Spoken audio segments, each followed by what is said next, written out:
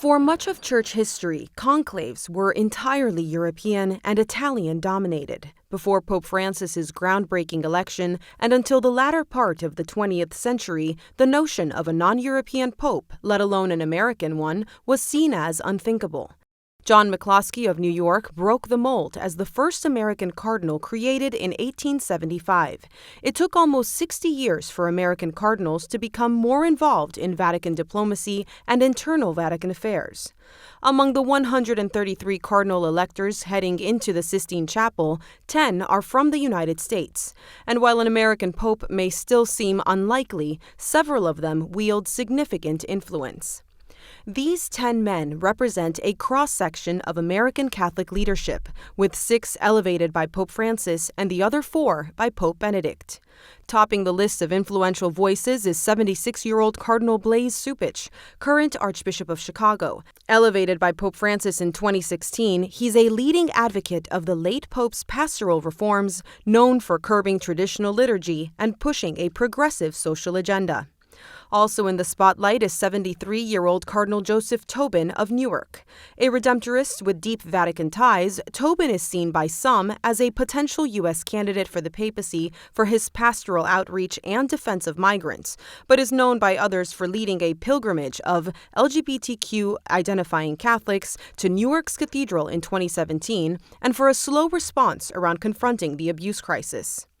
At the other end of the spectrum stands 76-year-old Cardinal Raymond Burke, a traditionalist and past vocal critic of Pope Francis who has called on the faithful to pray a novena for the future of the Church. Though unlikely to gather enough support to be elected, Burke's influence could shape which direction the conclave leans. In the Curia, 69-year-old Augustinian Cardinal Robert Prevost, the Vatican's bishop-making chief who was born in Chicago and served extensively in Peru, and 77-year-old Cardinal Kevin Farrell, former legionary from Ireland and the current Camerlengo leading the College of Cardinals in practical matters and now known around the world. Another well-known voice is 75-year-old Cardinal Timothy Dolan of New York. Once considered papabile in 2013, Dolan is now viewed more as a statesman rather than a candidate, but his presence could rally moderate voices. 71-year-old Cardinal Robert McElroy, native of San Francisco, is the newly appointed Archbishop of Washington, D.C., and a vocal advocate for women's roles in the Church, but his progressive push may be too radical for many voters. The now retired 77-year-old Cardinal Wilton Gregory made history as the first African-American cardinal. Born in Chicago and the former head of the U.S. Conference of Bishops, though not a contender, he could serve as a swing vote between camps. 2 veteran voices will also be in the room. 75-year-old Cardinal Daniel DiNardo, born in Steubenville, Ohio, and the longest-serving American elector, and Cardinal James Harvey, also 75 years old, a longtime Vatican diplomat who served in his home diocese of Milwaukee but came to the Vatican Diplomatic Corps early in his career.